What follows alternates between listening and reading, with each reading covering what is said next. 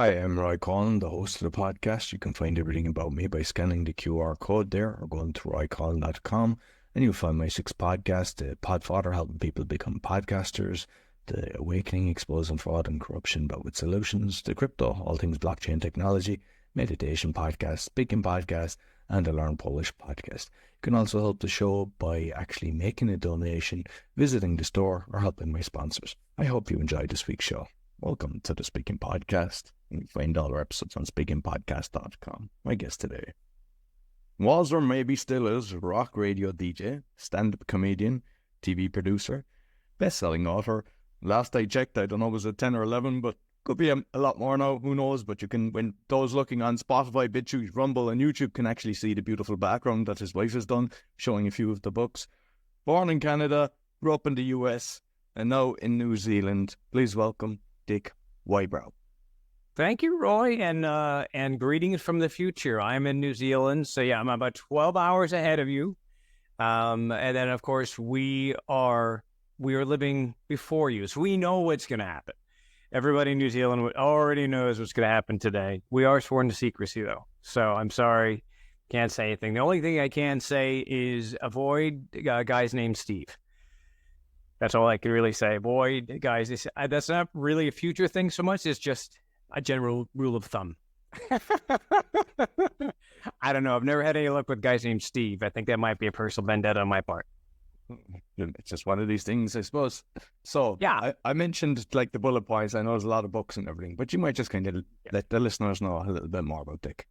Yeah, so I grew up in Canada. I was there till I was about 9 years old, and then we moved. My father was a Kiwi. He originally wanted to be in the U.S., came over in the late 60s, he went from New Zealand to the United States, and he just, this is back in the day, we kind of waltz into a country and go, hey, I'm here, and then they went, no, we don't think so. Go to Canada, they'll take anybody. So he went up to Canada. That's where I met my mother, but he always wanted to be in the United States, and so when I was 9, we moved down to Jersey. And so I spent, like you were saying, about 30, 35 years in the United States doing a variety of different jobs to avoid proper jobs.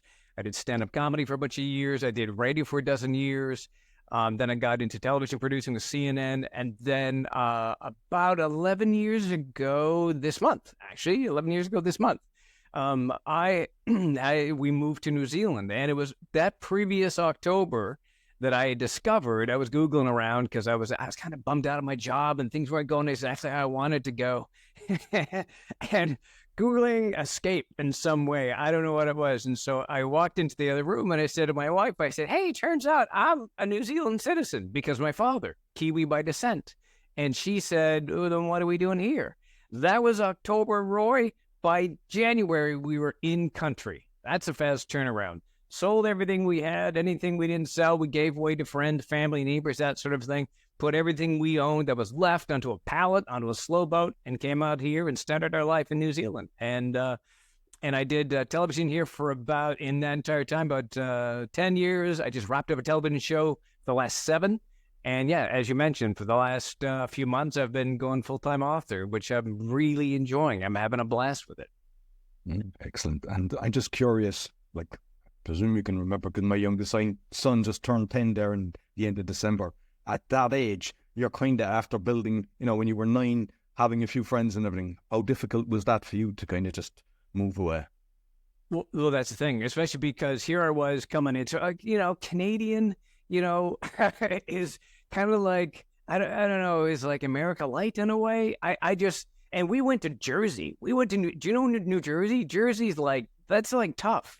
And so I went from Winnipeg to New Jersey at 9 years old. I was a chubby little redhead Canadian boy coming into the New Jersey school system. And so, yeah, that was tough, man. It was tough to be able to find your own. And I think that's where a lot of some of the storytelling began, because I started to write a bit at that point, right? Because I couldn't make any friends. I was brand new in school, and here's me with a slightly weird accent. They couldn't quite work out. And so I just started to correct my friends on paper. Some people have imaginary friends that they talk to, and I had ones in my head that I put down on paper. And so that, in some ways, how I started some of that writing that writing journey, I guess you could say. But yeah, it took a while, and we moved a lot when I was a kid. My father moved us around a fair bit. I only found out later that's because he kept getting fired. At the time, it was just, here's a new adventure, fun. I wonder why our parents seemed so stressed. Oh, must be the move. But no, but I had to learn, as you were sort of implying, I think, I had to learn in each city, how do you make friends fast? How do you get in there and kind of ingratiate yourself into people you don't know very well? And so I believe, hopefully, that I end up picking up a bit of a talent for getting to know people quickly. And there are some basic ideas to do that. And I think some of them pretty surprising. One of them being is don't talk so much. Ask a lot of questions. Listen to other people, that sort of thing. But yeah, no, it was a fascinating experience growing up and learning about other people. And I really, to this day, I find that the most fascinating in the world. You know, you're speaking with me right now, but I actually do a lot of interviews myself. I do with radio, and now with the writing, I do a lot of interviews. Almost like I do the writing sometimes just so I could go and interview people because I'm fascinated by people. I'm just really, really interested. And I do find that when you're interested in people and you're interested in what they're talking about, that you're their new best friend. They love people that are into what they're into. Excellent. And like with all the different things, you're very successful, but I've read as well that you suffer from narcolepsy. And so what I would like is first you might tell people what it is, how you got diagnosed, and how you're living with it. So a narcolepsy is when you're sleepy all the time. For as much as right now that I'm honest, smiley, and bubbly, all this sort of thing, Roy, I have to focus intently on you right now because if I don't have electrodes on your testicles or anything to press a button just to kind of. I do, but that's just for the fun of it. That's not to keep me awake. That's just sort of a bit of a hobby. But no, it's a sort of thing that if I don't pay close attention to talking to you in this moment, my mind begins to drift. I get very tired. There are various degrees of what narcolepsy is. Some people have the narcolepsy where they will pass out. Some have something called cataplexy, where if there's an strong emotional moment, they will actually lose muscle tone and slide down a wall. There are people that have like broken arms and legs from this sort of thing. For me, it's just being tired all the time. Or sleepy is a better word for being sleepy all the time. And it was funny. I ended up getting diagnosed. I always knew that I guess I felt sleepy or tired, whatever it was. But it's impossible for me to judge being sleepy because that's my perception. It's always like that. But I've heard somebody describe narcolepsy once as saying, stay up for 30 hours, now go to work. And now when you don't work, come home, make dinner, and then sit down and talk with your spouse. And so I suppose to some people, that's what it might feel like. We're always struggling against this sort of pressure of being sleepy. And so I didn't know I had narcolepsy. I knew that I was maybe a little bit lower energy than a lot of other people, or there were times where I would drift off and then I have to come back in like, oh, this person's talking with me, or, oh, I'm driving, which happened every now and then. But it was my ex-wife who went in and she was convinced that she had narcolepsy. She had something. And I swear to you, Roy, we sat down, she sat across from the doctor. I was there leaning in the doorway, and I was just sort of throwing in when they'd ask a question or I'd fill in the blanks anywhere they wanted to. And I swear to you, so he looks at her and says, I don't think you have narcolepsy, but I think he might. And I went, what? And so something about my mannerism or how I spoke or what he felt that I might have it. And so the following week, I went into they have like a clinic, an overnight clinic. They put all the suckers and things on your face, and then they have you sleep at night, and they record you. And then every hour or so, they wake you up, and then they kind of give you a quick little quiz, and then have you go back to sleep, which ironically only makes the narcolepsy that much worse. I'm so much more tired now. Thank you for that.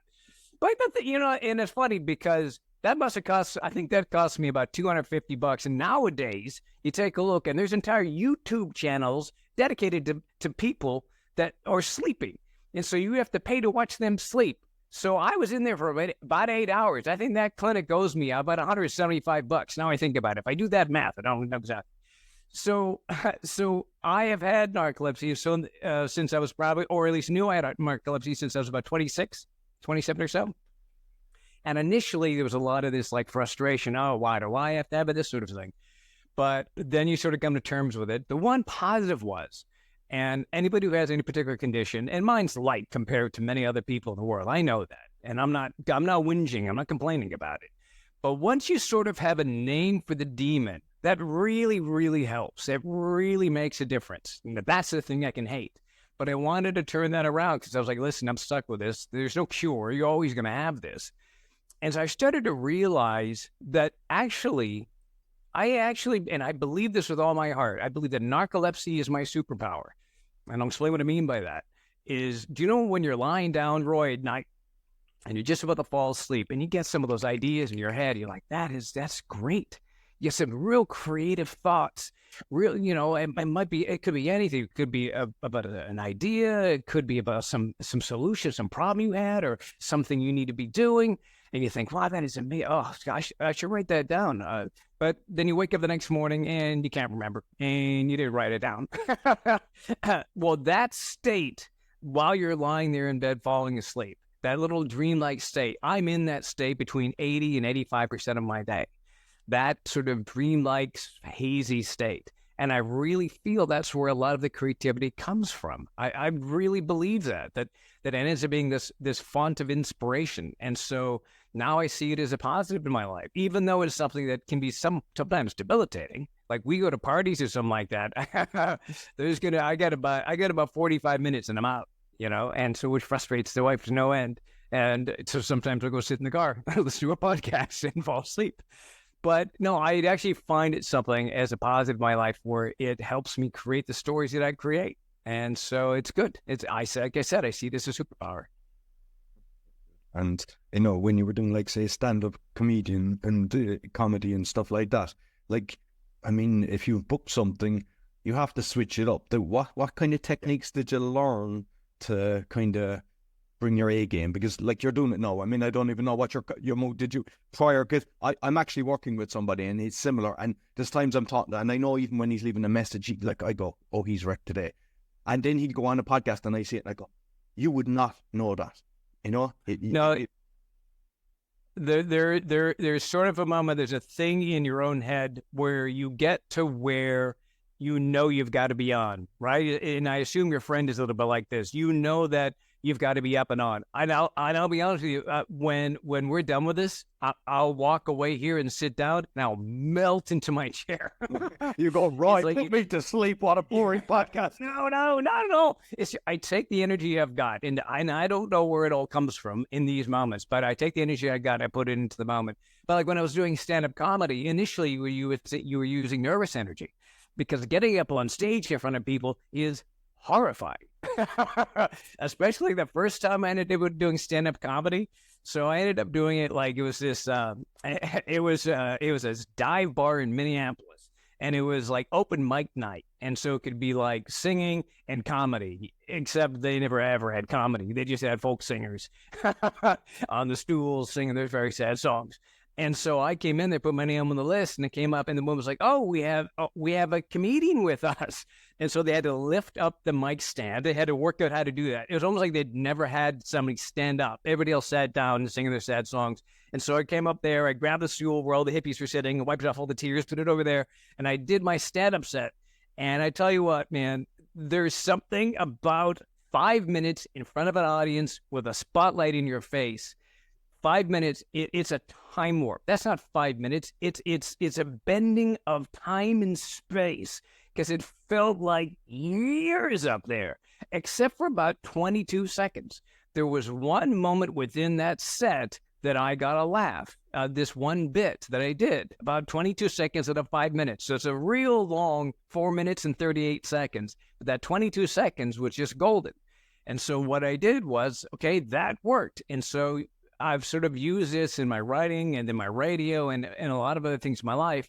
Take all the stuff away that didn't work, keep the stuff that did, and build on that. So after that day, I had 22 seconds of material, and I just built on that. And that's really what it came down to. And I ended up building and building until eventually I had a solid 45. I ended up doing some headlining until I got into radio after that. But yeah, it was... it's the sort of thing that when I know I've got to be on, I put all my energy and focus into that. And it's almost like I convince myself in some way that I don't have narcolepsy, that somehow I ignore it, almost like a character, some other creature comes out of me. But like I said, at the end of it, stand up the same way. I'd get off the stage, go back in the green room, and I would slump down into the couch. I did. I was kind of similar to yourself, very shy, terrified of going on stage. And I did an open mic as well. And I remember coming off this, like it went very well. I got massive laughs on it, and the rush that you get from it. Oh my gosh! You come back and you're just pumped. I'd encourage everybody. We're all terrified. Just do it. What's the worst that can happen? If you have, I really believe this. If you have a desire to do something, and maybe this is a false belief, if you have a desire to do something, you at least have a little bit of talent. And if you don't have a little bit of talent, you got enough will in there to get good enough at it. I'd seen people when they first started doing stand-up that you watch them and just go like, that person is awful. They have no talent whatsoever. But man, I remember one guy in particular, he just kept at it and kept at it and kept at it. And sure enough, man, after about a year or so, he's got something. And he had just, that's not fair to say, but I mean, he had maybe less immediate talent, right? He just had that little kernel that he had to build on, but he worked on it and worked on it and worked on it. But you're right, man. When it was really humming, when it was just flowing, that was the other version of the time warp.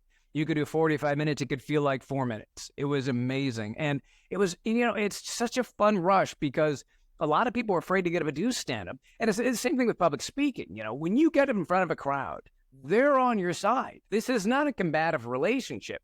They're there to see you speak. In fact, they want you to do well. They want you to succeed. They want you to be able to get your message across, be it stand-up or speaking or whatever it might be. And so I think a lot of people go on a stand-up thing, I need a bunch of heckler lines because people come and take shots at me. It's like, that's pretty rare. In fact, crowds hate hecklers. They're jerks. They're screwing up the flow. And so, so I really had an amazing time. By the end of it, I ended up getting a chance to work with some really amazing people. And it's some of the most creative, some of the most screwed up people in the world are comedians. But I think that for a lot of them, it was a little bit of that damage that they had, that when they got up on stage and they had a bit of control in that world, maybe the rest of they went up at it an hour, but the rest of the 23 hours, the rest of the day didn't quite work. But that 1 hour they were on stage, that hour worked, and they felt that love coming at them. There's one woman I know who's actually doing very, very well these days. She got up anytime she could, anywhere she could. And I realized what it was is, like I said, there was just some damage there, some hole in the heart. And so she was filling it with the love from the crowd.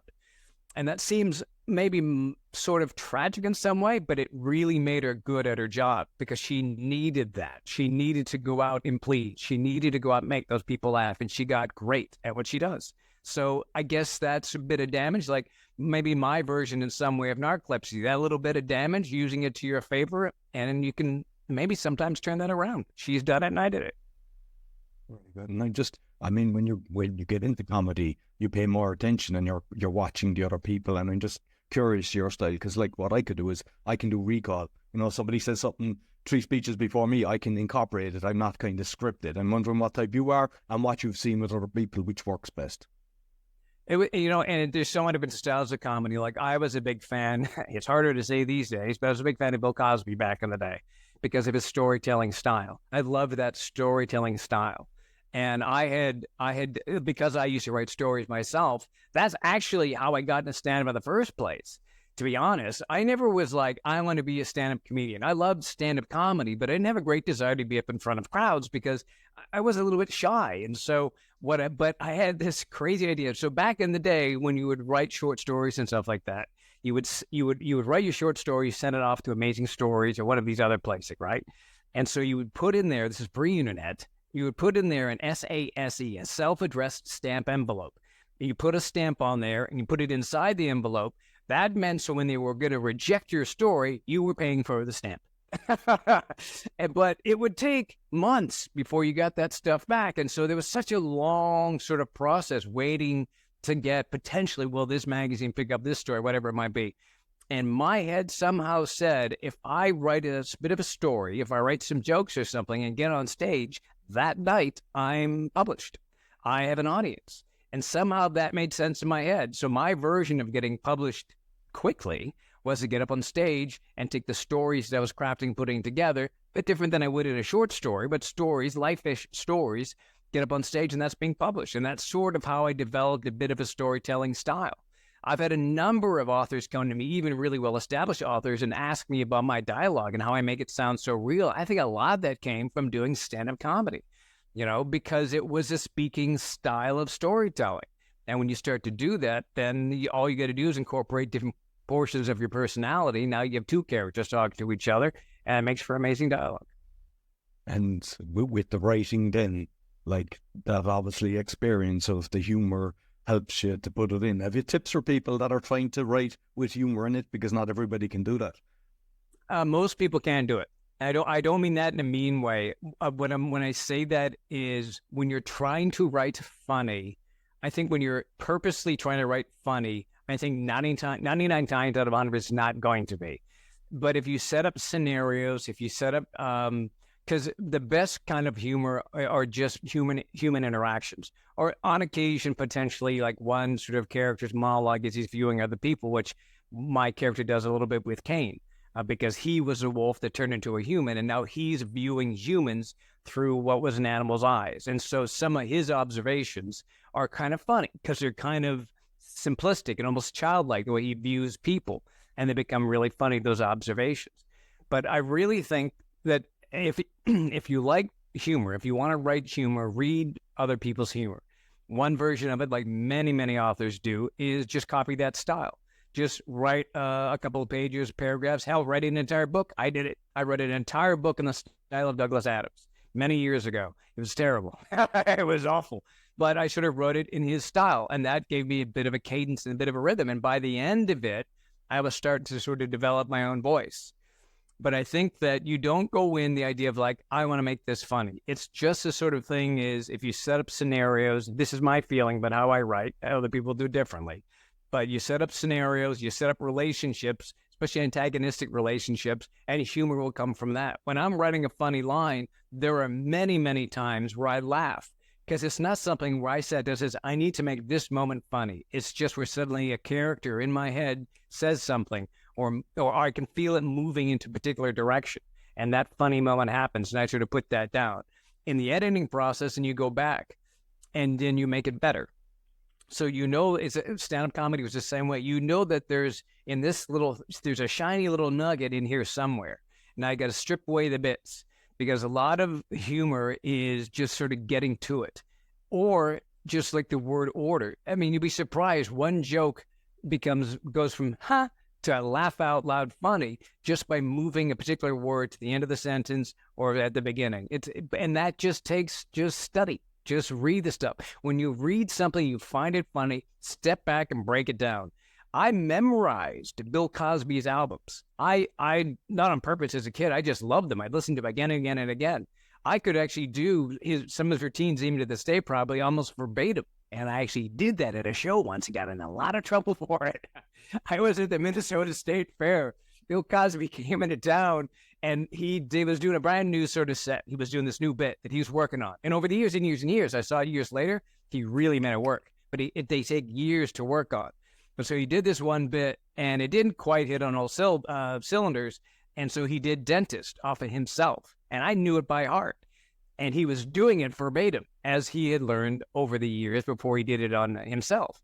And so I was sitting way in the back row, doing it at the same time as he was doing it on stage, hitting it word for word.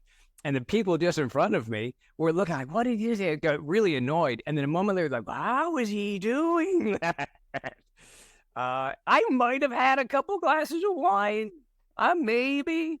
But I think what it was is, by listening to that, I'm not saying this is the process, but by being such a fan of comedy, really getting that into my head, and when you really start to understand the cadence and the flow of storytelling and where the humor is, and more importantly, not to oversell. That's the big thing I see in many, even very, best-selling authors, when they try and be funny and like other characters in the scene laugh. Don't do that. Please don't do that, because that makes me as a reader go like, that's supposed to be a laugh cue.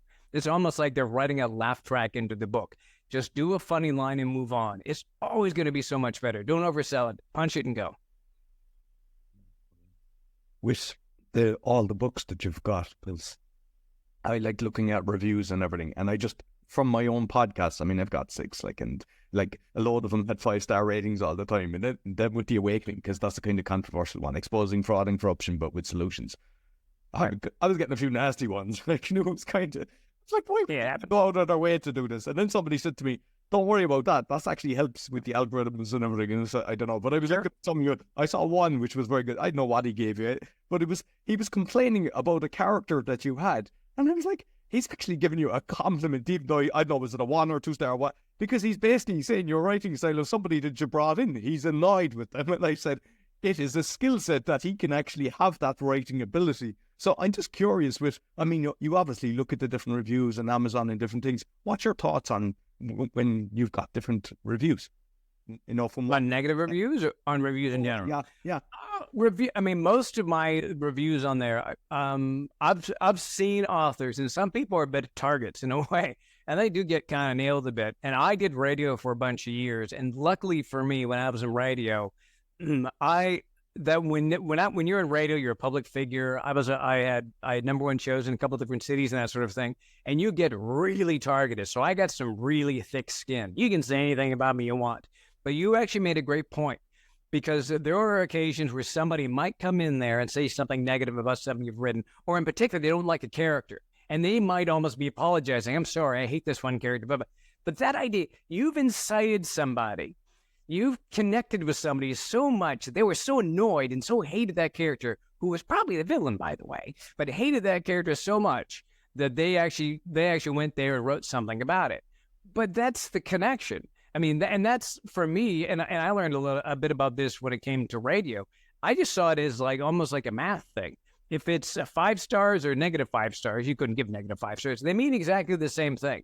The passion that somebody has, positive or negative, it's still positive. You've connected with somebody. If the writing wasn't any good, they'd be like, it's fine.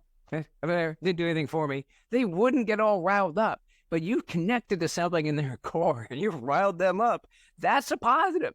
If somebody's putting negative reviews on your podcast, think what that takes. They've listened to that. They've grabbed their phone. They've gone into the app. They've gone into the edit feature. They've typed something with their thumbs. They've probably edited it and put in some curse words and put some stuff that's asterisks in there because can't put curse. Think of what the effort that takes to do that. That is a compliment. Somebody took time to dig into it. So no, I don't see it as a negative at all. I tell a lot of new authors, don't read your reviews. Or more specifically, if you do read the reviews, don't care too much. Don't love the great reviews too much. Because if you really go, look what this person said about me, the moment somebody has something negative, you're going to be crushed. So I'm not bothered by it. And I'm really lucky with Kane. Because I've had stuff that, I wrote one in 2012. What actually really early in the independent publishing game, it did stupidly well. It was the #1 comedy book in December of 2012, and it had no right to be. It was totally goofy, and I had people that hated it. I mean, hated it. But like you were saying, I don't know. There's a guy that I know named Jason, who's another author, and he said that he loves the negative reviews because they're often quite descriptive. And the irony of that is somebody can say, I can't stand how I'm sitting here reading this and this person says this, and then just right when you think this is going to happen, suddenly something else happens. Well, somebody else might read that review and go I kind of like what you're talking about. Maybe you hated that, but as you described that in your rant there, that's kind of a bit of a sell. So these people, when they get all real negative, on occasion, that's an ad for your story. So bring it on. Totally fine. And who knows? Most negative reviews are going to be something coming from them in the first place. It's a little bit like your mother used to say, right? Oh, they're just jealous of you. But it's not necessarily going to be that, but it is going to be something inside of them. I really believe that 9 times out of 10, they've got some rant, they've got some bone to pick, or maybe somebody cut them off in traffic and they want to take it out on somebody, and you were the first entity they saw. So no, you don't take them very seriously at all. And to be honest, a review is a review. It's a positive. Positive and negative, it's a positive. Just with the social media as well, because I know a lot of people delete any comments that aren't kind of favorable, and I don't, unless they're really abusive, because it's strange. Like for the Polish one, there's a lot of people get fairly abusive because they don't want Poles in their country, but if it's something abusive, I remove it, but I leave it. Right. And what you find, sometimes you go to sleep, I mean, would you kind of in your purgatory state, but it's like you come in and your fans are actually fighting them. And there's a big conversation happening that you didn't even aware of it. You're just looking at it and going, people are spending a lot of energy that they shouldn't. But I kind of, I don't know, do you do the same? I assume you do, that you just leave the comments there, unless they're nasty, obviously. Yeah, it depends on what it is, because I can definitely see where, like in a podcast, I could definitely see where you want that in the social media sense, because that's definitely going to be driving up, because, TikTok, any of those, right? They love negative, man. In fact, I had one I did on TikTok that got like 500,000 views, like one of the first videos I did. And a lot of it was people just trashing me. It was Kiwis, but it made no sense because they were really about the mansion. Was that the one about the person living in the mansion? I saw one that you had massive numbers on. The person was living in the mansion as opposed to somebody else living in the house. And I was like, oh, that's amazing. The governor's mansion. No, this one was about, it was just a simple story. And I was talking about when we first moved to New Zealand and we're really watching our money, and my wife was having a difficult time, and I wanted to make something really American. Just want to make something cheap. So I go and I just make some spaghetti and some just pasta, right? That's all I was going to make. Really simple, maybe a little Parmesan on the top, whatever it might be. So, because like I say, we're really watching money when we first got here, because I was struggling to find a job in television because it's a very small market. And so I was telling the story on TikTok, and I don't know what they call it there in Poland or back in Ireland, but I ended up going and getting basically I got pasta, just your spaghetti, and I got a can that said right on there tomato sauce, and I didn't know that tomato sauce was ketchup. But I discovered in New Zealand that if it says tomato sauce, that's not what you put on spaghetti. That's what you put in little blurps onto a hamburger. That's ketchup. And so basically I made spaghetti with ketchup. It was tangy. Ooh, she was real tangy. I still ate it. I still ate it. My wife didn't touch it. She didn't eat it at all. I just told that story, and for some reason, some folks in New Zealand, not many, but a couple of folks, thought I was making fun of the culture because they said it different than I did. And I wasn't. And I, like you said, I had people that came on in defense. That's not what he's saying. But I had so many of these people who are saying, oh, he's making fun of us because we call something different. And I am getting, like you said, 500,000 views on this. And it was a stupid story about me being an idiot. But so I can definitely see in some instances, like in an environment like that, take shots, have at it. And, people going back and forth and flaming each other. And it was actually kind of fun. It does get a little vile after a while. When it comes to the writing side of it, though, when it comes to like the Facebook posts and stuff like that, I really keep a positive attitude. I think in part because for as fun as the books that I have are, they are quite, I wouldn't say warm, but it is ultimately a monster book in some ways. It's not really, but it's basically, like I said, it's about this dude who turns into a werewolf and sometimes dogs. But in this story, there is a positive sort of feel to it. And it's a bit of a promise that I make to my readers. There's so much negativity in the world. I promise you in some way the good guys will always win. Maybe not perfectly, but in the end of the story, the good guys will win. It's a bit of maybe an unspoken promise in the stories I write. I want people to sit down and read my stories, and I want them to kind of be able to escape into there and know things are going to work out. And I had an amazing example of that here about 3 or 4 weeks ago. I had this beautiful email from this woman who said her father was really sick at the time and things weren't going well at work. And she was just sending me a thank you note, if you can believe it. She was sending me a thank you note. She said, but I knew I could come home at night. And for a couple hours a night, I had Kane and Imelda to hang out with. And I was just in their world. And I knew things would work out for as hard as things were. And she said, I got to the end of it. And she said, I had to write you and say that you were that little island, in a very difficult day. I'm going to get emotional even thinking about it, but she said you were just that island, and what you wrote, that story was this island for about an hour or two each night that I knew I could go to. Man, Roy, what a gift that is. I mean, she felt that was a gift to her. Good Lord, what a gift to me that to think that I could provide that for somebody. There's nothing better than the world. That's the greatest sort of connection in the world that I could give somebody I will never meet. And I hope that there are other stories like that. And so that's what I hope to provide, I guess, with my writing space. And so when it comes to negative comments on any of those sort of Facebook posts or social, when it comes to the writing side, I kind of make that a bit of a safe space for people. And well, if they want to take shots at me, that's fine. But I have noticed when somebody does, if on the very rare occasions, and I can count the number of times in years on one hand, on the rare instances where somebody would say something negative, that other people would come and defend, and then it gets into a bit of a flame war, and I just don't want that environment. So I try to keep it very positive on those posts. Like with the narcolepsy then and the right, I mean, you've written so many books. Do you have a kind of, what's your writing style? Like, is it just a case of when the energy's there, you feel like it, or do you kind of force yourself? How do you kind of, I mean, I know what it's like to write a book. It's a lot of time and effort. So I'm just, how your writing process is. If I waited for when the energy is there, I would never write a thing. I have narcolepsy. There is never the energy. So I have to just sit down and do it. And my process is they were called the plotters and the pantsers, right? Or you want to say the plotters and the discovery writers, for people who don't like to be called pantsers.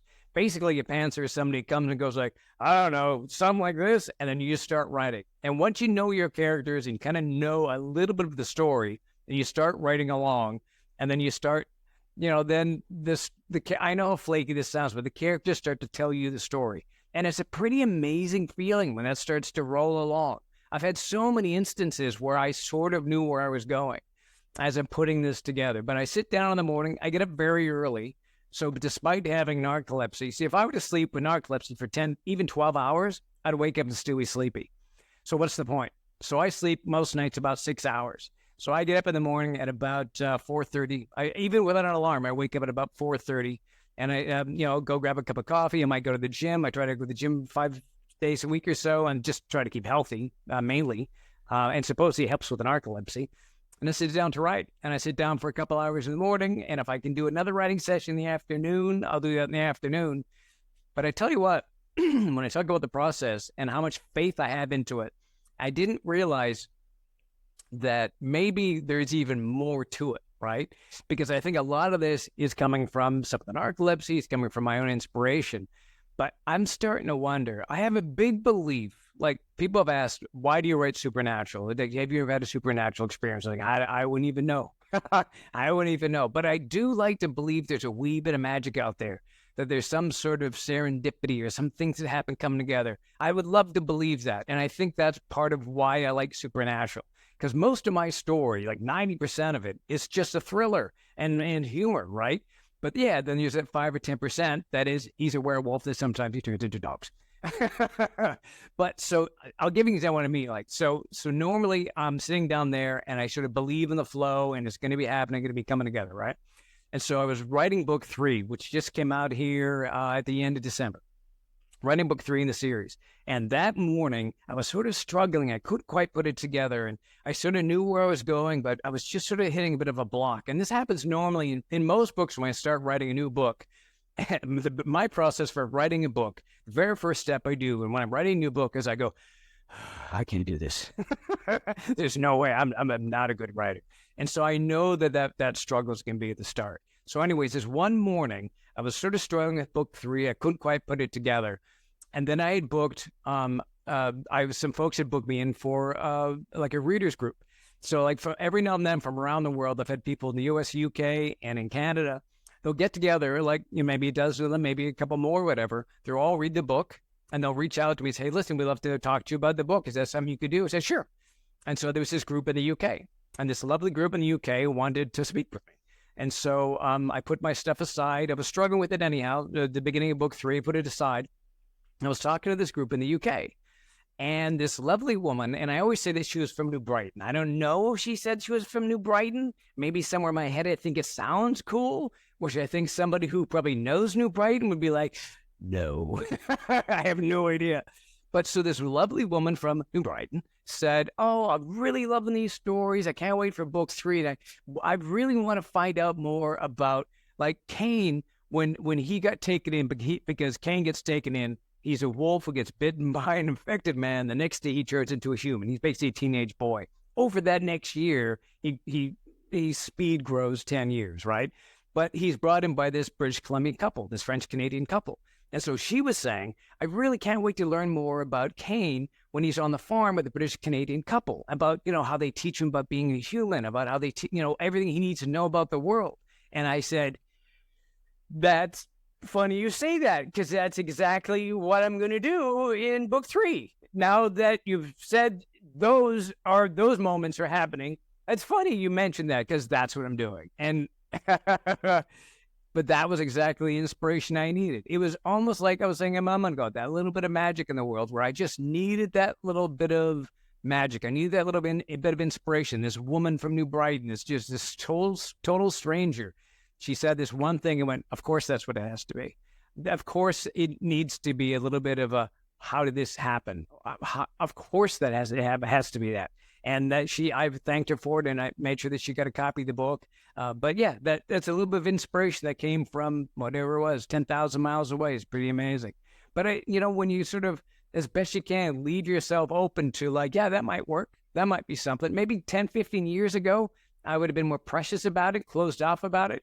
But I now understand that inspiration can come from anywhere. You never know when that moment comes in. And I've just been saying yes and like, let's go to things far more as I get older.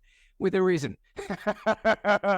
within something that stays within the judicial process, within the legal system.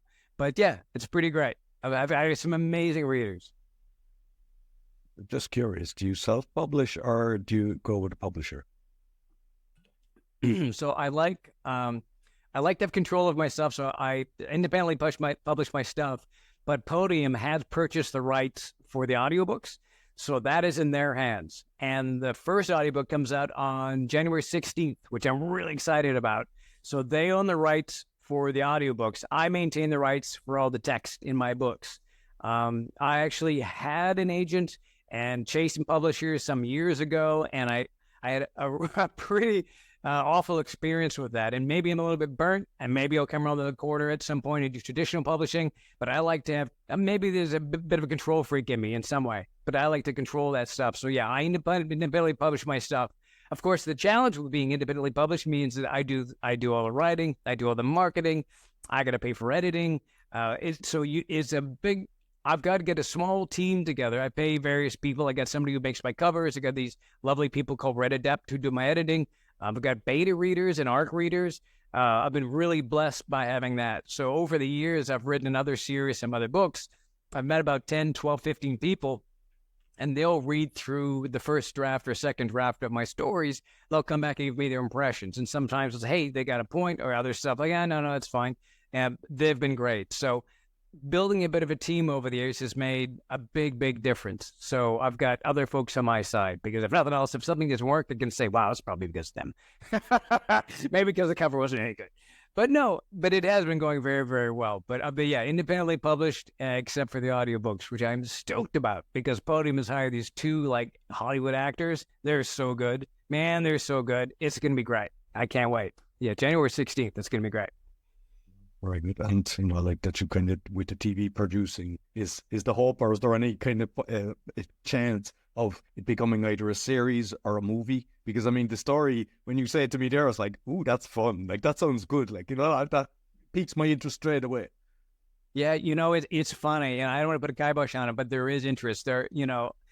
It's crazy, Roy. So it's one of those, like, you sort of feel the wave of stuff, right? When I put this book out. When I put Kane out, it came out August 11th, I think, and it just took off. It just went huge. And within 2 weeks, Podium reached out and said, hey, we want to turn those into audiobooks. I hadn't even finished book 2 or 3 at that point. We want to take the 3 books as this. And then another group came to me and said, hey, listen, we want to turn them audiobooks. I said, you're late by a week. 2 weeks later, another group wanted to turn them audiobooks. And then just within the last month, I'm starting to get some interest from production companies. And so who knows, fingers crossed. It's difficult. Like when it comes to writing, for example, it's not, producing a book only takes my time for the most part, which is valuable, but it's just my time. Producing an audiobook, that's a little bit more expensive, because now you've got to pay for engineers, you got to pay for producers, you got to pay obviously the narrators, and these folks are amazing, so they couldn't be cheap. When you get to the side where it's a television production or a film production, now you're in the millions of dollars and things like this. So I know a number of people, a number of different authors that have gone down that path, that they get either an option or even a bit of a letter of intent where things are moving forward and things fall apart. So we'll see what happens. Like I said, there is interest, and I'm just going to play it by ear, see how things go. And if it happens, it happens. It'd be great. But there's one in particular that if these folks pull the trigger, man, that would be a dream come true. So we'll see. We cross our fingers for you, and let's hope it does listen. Thank you, sir. Dick, I thoroughly enjoyed the conversation. You might let people know how they can find you. Yeah, just head to my website. It's you can see it behind me if you got the video. Otherwise, it's just dickwybrow.com. All my books are available on Amazon. And as I said, check out the audiobook coming out. I'd really love other people to tell me what they think of it. January 16th, when that thing comes out. I'm really, really stoked for it. It's going to be a 5-book series. 4th one's going to be coming out in April, and 5th one shortly after that. So it's not going to be one of these that go 20-25 different books. 5 books and we're out. So it's been a fun adventure, and I'm really right in the middle of it and enjoying it. And thank you so much, Roy, and thanks to everybody who's been listening and watching. I really appreciate taking the time today. Oh, no problem. I'll make sure I'll put the website as well as your TikTok and the other things, and I'll put the link for the book as well so people can actually be easy to get it. So thank you, my friend. Yeah, so that's all for the Speaking Podcast. You'll find all our episodes on speakingpodcast.com. Until next week, take care. So I hope you enjoyed this week's episode. As mentioned at the start, you can find my 6 podcasts on roycollin.com or scan the QR code if you're looking to start a podcast or do a podcasting tour, help with that. Also, if you're looking for a virtual assistant, we also have that service. And you can help the show by visiting the store, supporting our sponsors, or making a donation. Until next week, take care.